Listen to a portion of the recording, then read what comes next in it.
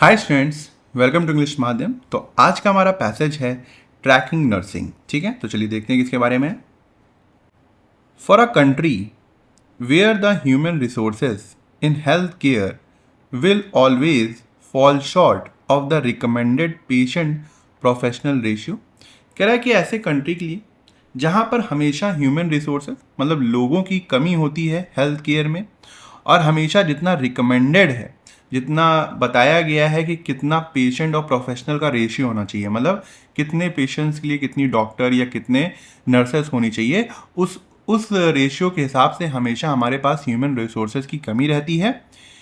It is important, इसीलिए ज़रूरी है टू मेक श्योर कि हम ये सुनिश्चित करें that every single resource is harnessed, कि जितना भी हमारे पास रिसोर्सेज हैं, जितने भी हमारे पास लोग हैं, हम उसको ठीक तरीके से यूटिलाइज करें, हार्नेस्ड करें।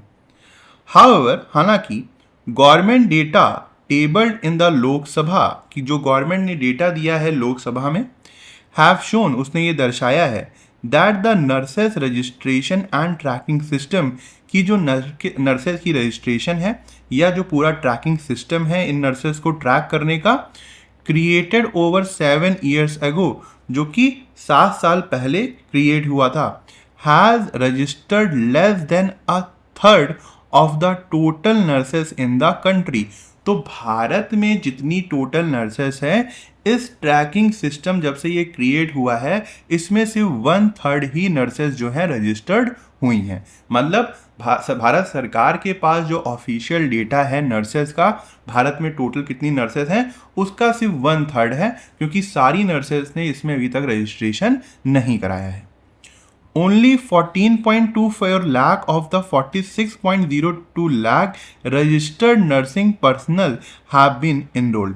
कह रहा है कि 46 लाख नर्सेस में से सिर्फ 14.24 लाख जो नर्सेस हैं उन्होंने ही अभी तक इनरोलमेंट कराया है इसमें, leaving 31.78 lakh outside the national system.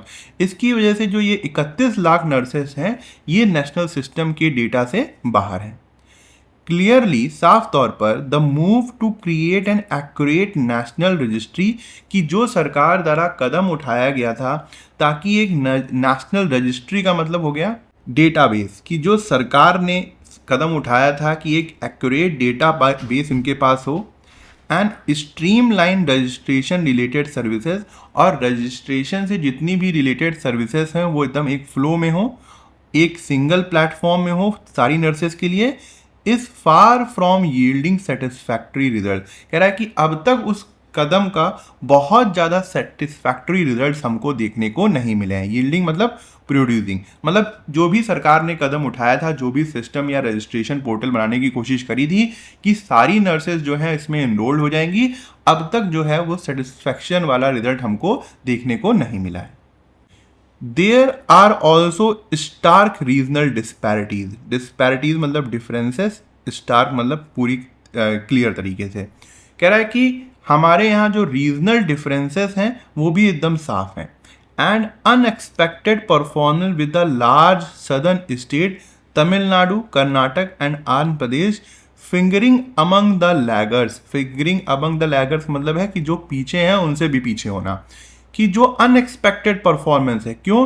क्योंकि हमारे यहाँ जितने भी सदर्न स्टेट्स हैं, चाहे वो तमिलनाडु हो गया, कर्नाटक हो गया, आंध्र प्रदेश हो गया, ये दूसरे जितने भी मामले होते हैं देश में सबसे आगे रहते हैं, चाहे वो इकोनॉमी हो, चाहे वो एजुकेशन हो, चाहे वो पॉलिसी इम्प्लीमेंटेशन हो, लेकिन इस वाले मामले में ये काफ़ी ज़्यादा पीछे हैं।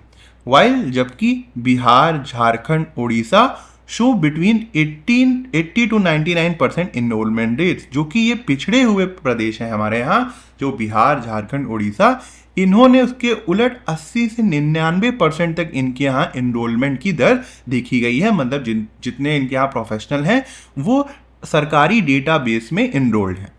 The Indian nursing council has attributed the delays to issues rooted in jurisdiction and federal tension. कह रहा है कि जो इंडियन नर्सिंग काउंसिल है उसने इन देरी का जो कारण है, मतलब किसके ऊपर ब्लेम लगाया है, वो एक तो है जुरिडिक्शन के ऊपर, कि उनका कहना है कि ये जितनी भी समस्याएं हैं, जितनी भी इश्यूज हैं, वो जुरिडिक्शन के चलते हैं। जुरिडिक्शन मतलब कि किसकी अथॉरिटी है, किसका कंट्रोल है, और एक केंद्र और जो राज्य सरकार है उसके बीच में जो टेंशन है उसका भी एक कारण बताया है। On the grounds that primary registration is legally the responsibility of individual state nursing registration council, और इंडियन नर्सिंग काउंसिल ने ये जो समस्या वाली बात की है इस आधार पे करी है, ऑन द ग्राउंड मतलब इस आधार पे करी है कि जो प्राइमरी रजिस्ट्रेशन है वो एक तरीके से कानूनी रिस्पॉन्सिबिलिटी है जो स्टेट के रजिस्ट्रेशन काउंसिल है उनकी। मतलब अगर पूरी तरीके से नर्सेज जो हैं उनका रजिस्ट्रेशन नहीं हो पा रहा है, एनरोलमेंट नहीं हो पा रहा है, तो जो इंडियन नर्सिंग काउंसिल है वो जिम्मेदार ठहरा रहा है स्टेट नर्सिंग रजिस्ट्रेशन काउंसिल को, क्योंकि उनकी जिम्मेदारी है, उनके जुरिडिक्शन में, उनके अधिकार क्षेत्र में उनका स्टेट आता है। इसी वजह से उनकी जिम्मेदारी है कि जितने भी नर्सेज हैं, जितने भी मेडिकल प्रोफेशनल हैं वो उसको रजिस्टर्ड कराएं। To receive a national unique identity card, कह रहा है कि नेशनल यूनिक आइडेंटिटी कार्ड पाने के लिए एंड नर्स पासबुक पाने के लिए nurses rely on verification bye their respective state nursing council. जो नर्सेस होती हैं वो इन वेरिफिकेशन के लिए डिपेंड होती हैं अपने स्टेट नर्सिंग काउंसिल के ऊपर। Further, moreover, the charge is that several state council have registered migrating fully to the central portal। कह रहा है कि आरोप ये है कि बहुत से ऐसे स्टेट काउंसिल्स हैं जो कि अलग अलग स्टेट के हैं कि वो एक पूरी तरीके से अपने आप को सेंट्रल पोर्टल में ट्रांसफ़र नहीं कर रहे हैं। मतलब अपने आप उनको एक तरीके से करना ये चाहिए कि पूरा सिस्टम जो है वो सेंट्रल पोर्टल से जोड़ देना चाहिए, मगर वो ऐसा नहीं कर रहे हैं। And continue operating independent parallel system, और लगातार एक पैरेलल सिस्टम चला रहे हैं। मतलब केंद्र सरकार अपना सिस्टम अलग चला रही है और बहुत से ऐसी स्टेट काउंसिल हैं जो अपना सिस्टम अलग चला रही हैं। पुअर नर्स रजिस्ट्रेशन, कह रहा है कि ये जो बहुत ज़्यादा खराब हालत में नर्स रजिस्ट्रेशन का स्थिति है, irrespective of whether it is caused by incomplete digital tracking system, इससे फ़र्क नहीं पड़ता कि ये जो पुअर नर्स रजिस्ट्रेशन है वो इनकम्प्लीट डिजिटल ट्रैकिंग सिस्टम की वजह से है। आउटडेटेड स्टेट रजिस्ट्रीज, मतलब इनकी जो डेटाबेस हैं जो आउटडेटेड हो गए हैं, पुराने हो गए हैं, उसकी वजह से है। लाइसेंस देने में देरी हो रही है, इसकी वजह से है। या फिर रीजनल ऑटोनॉमी है, मतलब स्टेट के अंदर जो स्टेट की अथॉरिटी है उनकी खुद की एक इंडिपेंडेंस है कि एक वो पैरेलल सिस्टम चला रहे हैं। तो कह रहा है कि इससे फ़र्क नहीं पड़ रहा, क्योंकि जो पुअर नर्सिंग सिस्टम है इन सब की वजह से हो रहा है। Has wide spread consequences across health care system, इसी वजह से चाहे कोई भी कारण हो कि ये जो हमारे यहाँ जो नर्सेस हैं उनका एनरोलमेंट नहीं हो पा रहा है, उसकी वजह से बहुत ही ज़्यादा एक तरीके से गंभीर परिणाम देखने को मिल रहे हैं हमारे हेल्थ केयर सिस्टम के ऊपर। कॉन्सिक्वेंसेस मतलब परिणाम। Apart from personally affecting nurses, और कह रहा है कि इसके अलावा तो जो क्या कहते हैं इसका जो प्रभाव है वो नर्सेस के ऊपर तो पड़ ही रहा है। मतलब उनको लाइसेंस नहीं मिल पा रहा है, उनको रजिस्ट्रेशन नहीं हो पा रहा है, तो बहुत सी चीज़ें होंगी, पॉलिसीज़ होंगी वो उनको नहीं मिल पा रही होंगी, बहुत सी चीज़ें ऐसी एडवांटेज होंगे जो उनको नहीं मिल पा रहे होंगे। फॉर नर्सेस के लिए there will be delays in sanctioning their request for inter state transfer, कि अगर उनकी रिक्वेस्ट है किसी दूसरे स्टेट में ट्रांसफ़र होने की, उसमें भी डिले हो रही है, उसमें भी देरी हो रही है। एंड क्रेडेंशियल वेरिफिकेशन, और उनके डॉक्यूमेंट वेरिफिकेशन में भी देरी हो रही है। फॉर ओवरसीज एम्प्लॉयमेंट, अगर वो देश से बाहर जाके कोई एम्प्लॉयमेंट देख रही हैं तो उसमें। फॉर द नेशन, कह रहा है कि ऐसे देश के लिए without a centralised live registry, कि अगर हमारे पास एक सेंट्रलाइज्ड लाइव रजिस्ट्री वाला सिस्टम नहीं होगा जो तुरंत रजिस्ट्रेशन करे, that can provide a true measure of how many nurses with specialisation are available, जो कि हमको ये बता सकता है, एक तरीके से ठीक स्थिति बता सकता है कि कितनी नर्सेज हमारे पास जो स्पेशलाइज्ड नर्सेज हैं वो अवेलेबल हैं। Where there might be artificial surpluses और डेफिसिट्स ऑन पेपर, कह रहा है कि हो सकता है कि हमारे पास मतलब ऑन पेपर ये दिखाया जा रहा हो कि बहुत ज़्यादा नर्सेस हैं, या हो सकता है कि ये दिखाया जा रहा हो कि बहुत कम हो। तो इसी वजह से हमको ज़रूरत है एक सेंट्रलाइज लाइव रजिस्ट्री की कि वो हमें ठीक स्थिति बता सके। Leading to less than ideal deployment of resources. इसकी वजह से हो ये रहा है कि हम अपने पास जितने भी रिसोर्सेज हैं, ह्यूमन रिसोर्सेज हैं, उसको पूरी तरीके से ठीक तरीके से डिप्लॉय नहीं कर पा रहे हैं।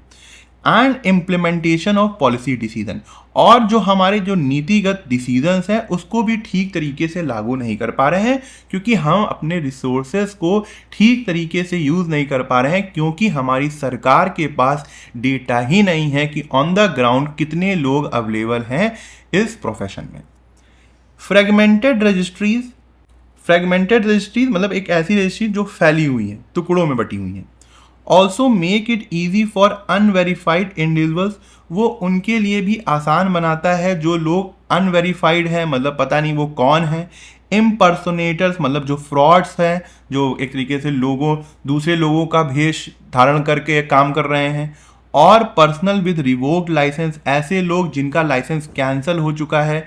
To practise using fraudulent credentials, वो अपने जो उनके पास फेक डॉक्यूमेंट्स हैं, क्रेडेंशियल मतलब जो उनके पास डॉक्यूमेंट्स हैं, फेक डॉक्यूमेंट हैं, वो उससे ही प्रैक्टिस कर रहे हैं, उसी से हर जगह काम कर रहे हैं। दस कॉम्प्रोमाइजिंग पेशेंट सेफ्टी, इसी वजह से जो पेशेंट की सेफ्टी है वो कॉम्प्रोमाइज हो रही है कहीं ना कहीं, क्योंकि ये सोचो कि एक ऐसा व्यक्ति जिसका लाइसेंस किसी ना किसी वजह से रिवोक हो गया होगा या कैंसिल हो गया होगा, या फिर वो वेरीफाइड नहीं है, वो अगर आपको देख रहा है या आपकी देखभाल कर रहा है हॉस्पिटल में, तो कितना ज़्यादा वो खतरनाक है।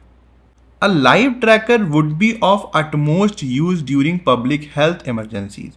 कह रहा है कि ये जो लाइव ट्रैकर वाला सिस्टम है, इसका तब सबसे ज़्यादा यूज़ होगा जब कोई पब्लिक हेल्थ इमरजेंसी पड़ेगी। इंक्लूडिंग डिजीज़ आउटब्रेक, मतलब ऐसी कोई डिजीज़ हो जो बहुत तेज़ी से फैल जाए, एंड नेचुरल डिज़ास्टर हो जाए, तो उस समय सबसे ज़्यादा ज़रूरत पड़ सकती है। मतलब मान लो यूपी में 100 नर्सें हैं, है ना, केरल में भी 100 हैं, यूपी बिहार में भी 100 है, ऐसे पूरे देश में। अब मान लो यहाँ पे डिजास्टर आ गया तो क्या होगा, इनको सरकार बुला लेगी। यहाँ पर बहुत बड़ा डिजास्टर आया है, मान लो कोरोना फैल गया है स्टेट में, तो ये सारी आके यहाँ पे काम कर सकती हैं, क्योंकि सरकार को पता है ना कि उसके पास कितने लोग हैं।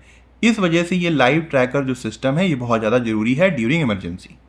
Else otherwise it could be impossible for state agencies to track, mobilise और deploy specialise nursing personnel to high alert zone.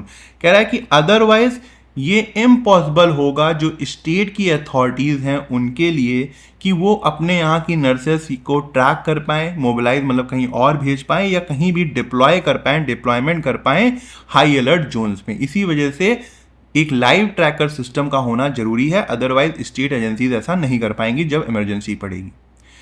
Given the crucial complementary role का मतलब होता है supporting role.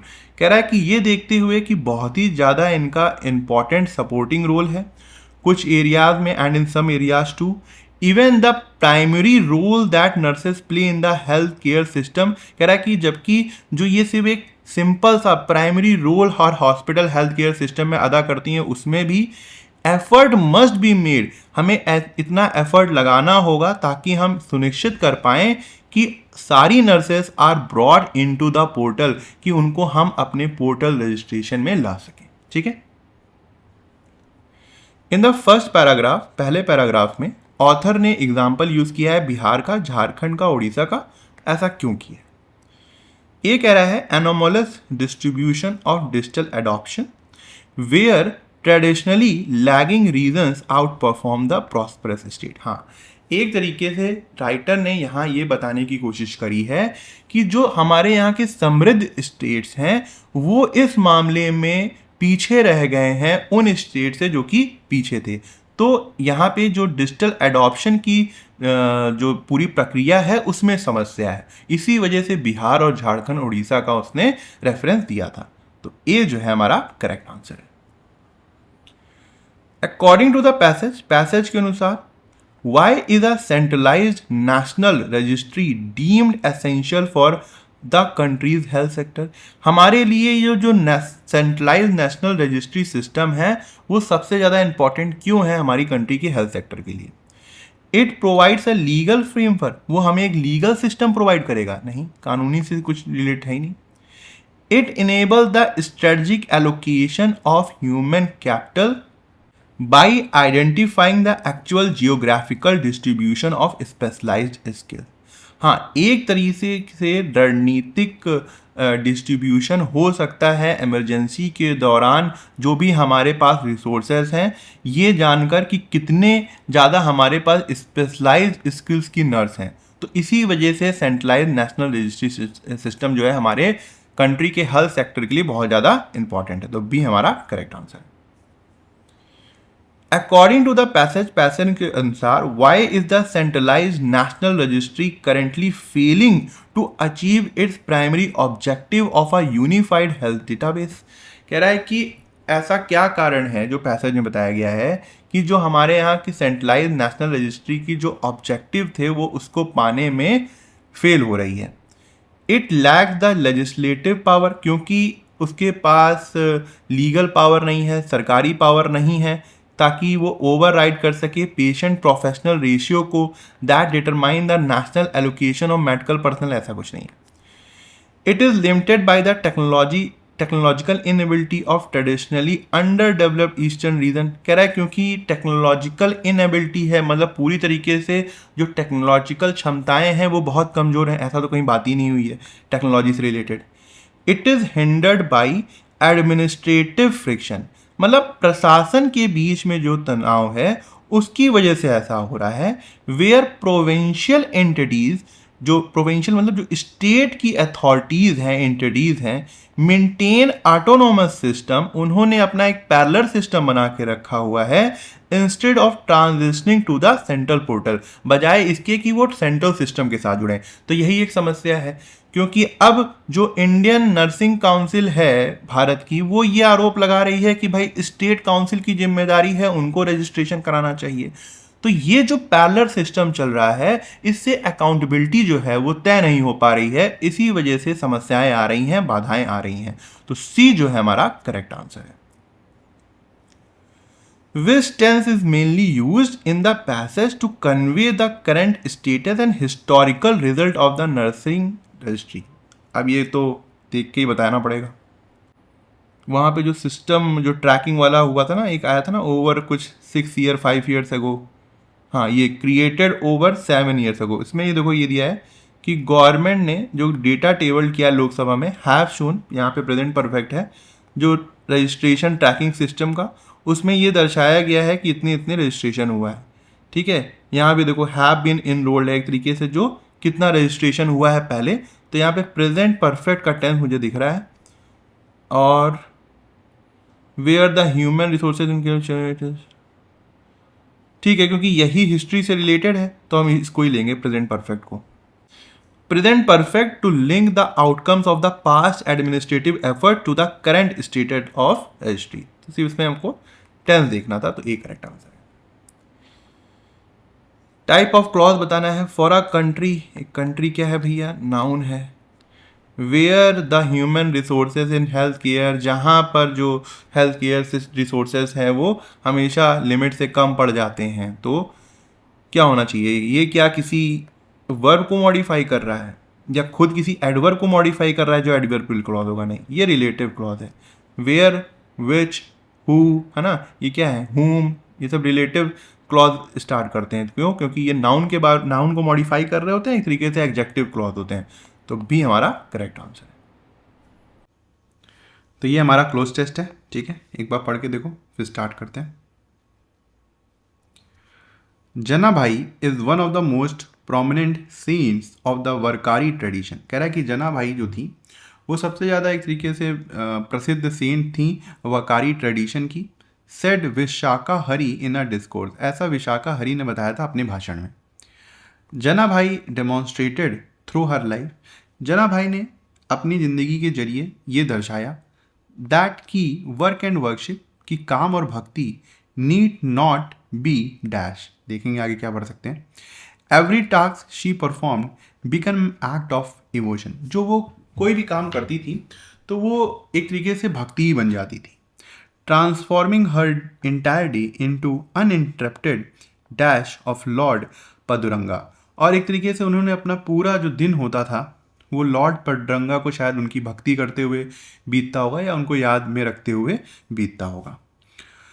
Lord Panduranga of Pandharpur is renowned for his countless divine plays lilas with his devotees.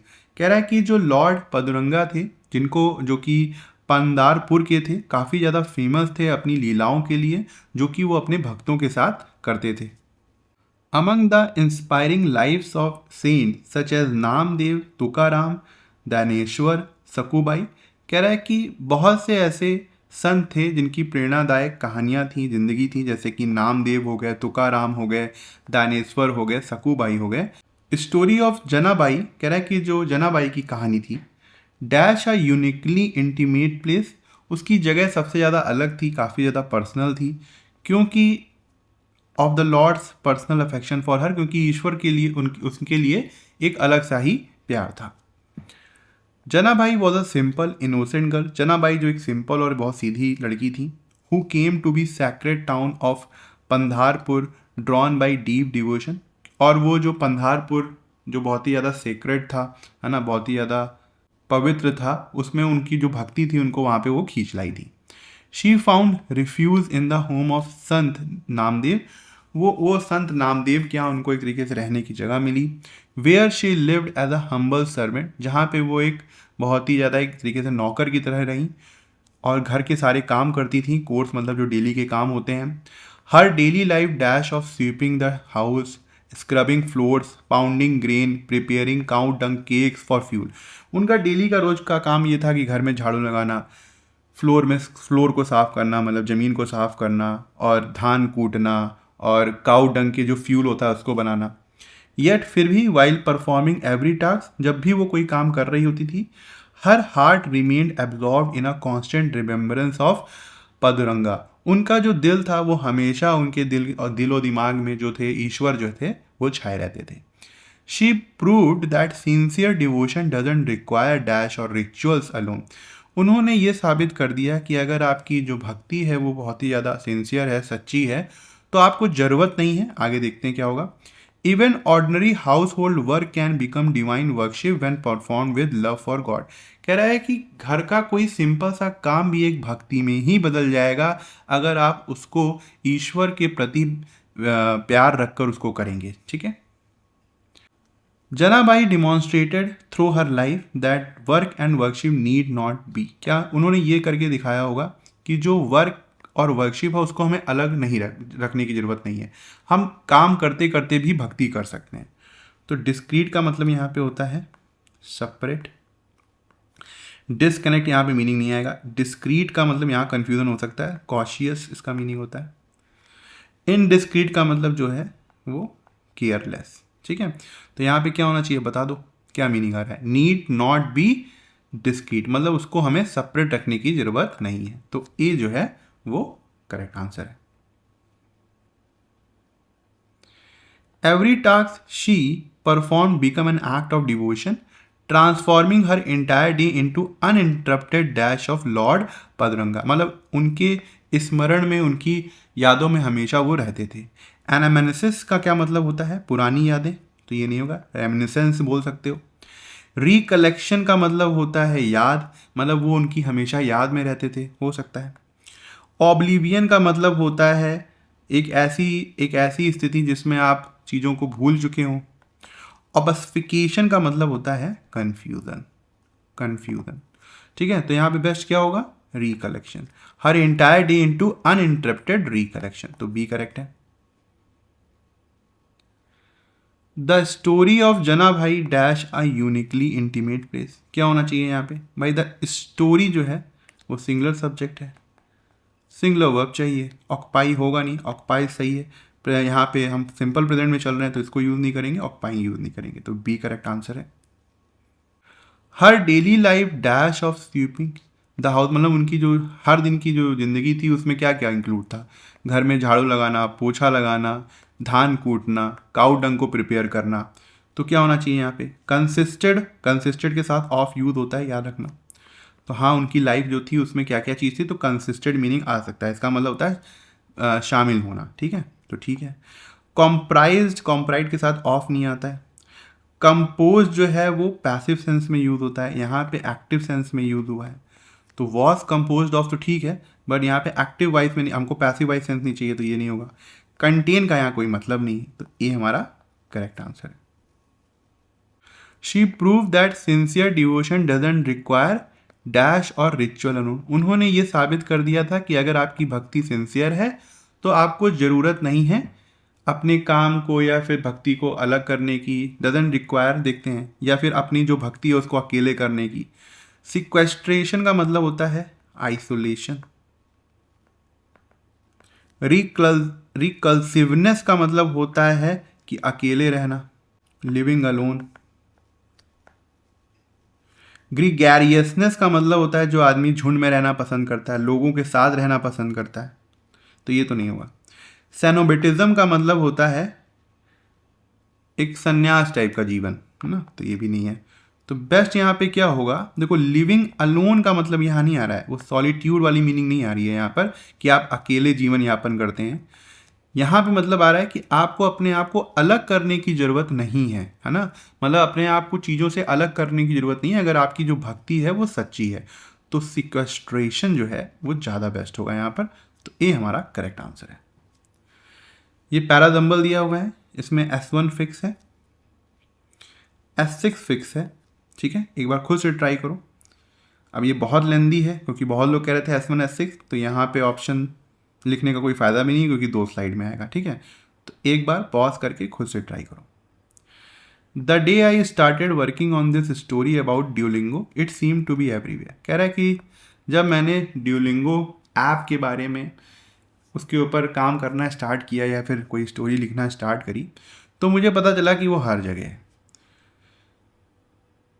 Eight some time in their long journey, कह रहा है कि इनकी जितनी भी पूरी लॉन्ग जर्नी है कभी ना कभी Duolingo becomes an essential tool for those people on the move. Duolingo उन लोगों के लिए बहुत ही इंपॉर्टेंट टूल है जो इधर उधर जाते रहते हैं। तो कैसे किया जाए, अब बहुत लेंदी सेंटेंस है ना, पढ़ पढ़ के देखेंगे, पूरा समझेंगे, फिर निकालेंगे तो टाइम टेकिंग है। ऑप्शन के थ्रू जाते हैं। यहाँ पे 2 ऑप्शन मुझे बी से स्टार्ट हो रहे हैं, मुझे पता नहीं क्यों लगता है बी से स्टार्ट करना चाहिए क्योंकि 2 ऑप्शन है, ए भी है डी भी है। पहले बी से चेक कर लेते हैं, अगर बी नहीं होगा तो 2 ऑप्शन कट जाएंगे, ठीक है। I heard from a friend who was celebrating her 800 day Spanish practice streak on the app. कह रहा है कि उसने सुना था इसके बारे में अपने दोस्त से जो कि 800 डे लगातार स्पेनिश प्रैक्टिस कर रहा था इस ऐप के ऊपर, ठीक है। तो यहाँ पे उसने ड्यूलिंगो की बात की और फिर उसने बोला कि उसने यहाँ पर अपने दोस्त से सुना था, तो हो सकता है। बी के बाद एक ऑप्शन ए है और दूसरा है डी। पहले ए को चेक कर लेते हैं।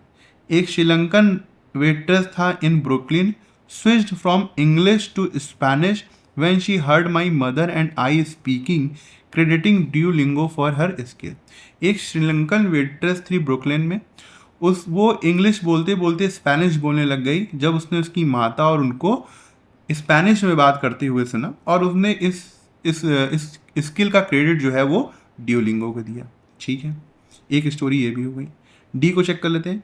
I read about a journalist from the Guardian who become addicted to learning Italian. कह रहा है कि मैंने पढ़ा था एक जर्नलिस्ट के बारे में गार्जियन पेपर से, जो कि बहुत ज़्यादा एडिक्टेड हो गया था इटालियन सीखने के लिए उस ऐप में। तो क्या होना चाहिए, यहाँ पे कह रहा है कि ये बात मैंने सुनी अपने फ्रेंड से जो कि 800 डे स्पेनिश की प्रैक्टिस कर रहा था।